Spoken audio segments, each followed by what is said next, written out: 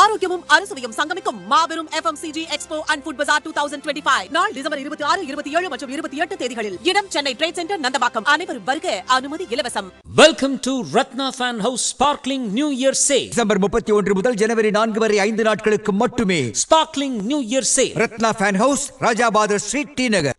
திருவாரூர் கங்களாஞ்சேரியில் வெட்டாற்றின் குறுக்கே 50 ஆண்டுகளுக்கு முன் கட்டப்பட்ட பழைய பாலம் உள்ளது.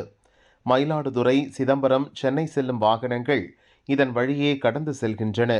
பாலம் வலுவிழந்து காணப்பட்டதால் கடந்த 2 ஆண்டுகளுக்கு முன் இதன் அருகிலேயே புதிதாக பாலம் கட்ட டெண்டர் விடப்பட்டது. கட்டுமான பணிகள் தொடங்கப்பட்டது. 2 ஆண்டுகள் கடந்த பின்னரும் 50% பணிகள் கூட முடிக்கப்படவில்லை.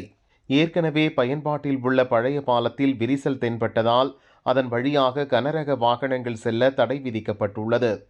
இதனால் பஸ், லாரி உட்பட அனைத்து கனரக வாகனங்களும் 8 கிலோமீட்டர் சுற்றி வர வேண்டி உள்ளது.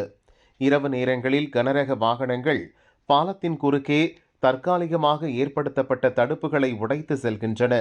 இதனால் பெரிய அசம்பாவிதம் நடக்க வாய்ப்புள்ளது என அப்பகுதி மக்கள் எச்சரிக்கின்றனர். புதிய பாலம் கட்டுமான பணியை விரைவுபடுத்த வேண்டுமென அரசுக்கு கோரிக்கை வைத்துள்ளனர்.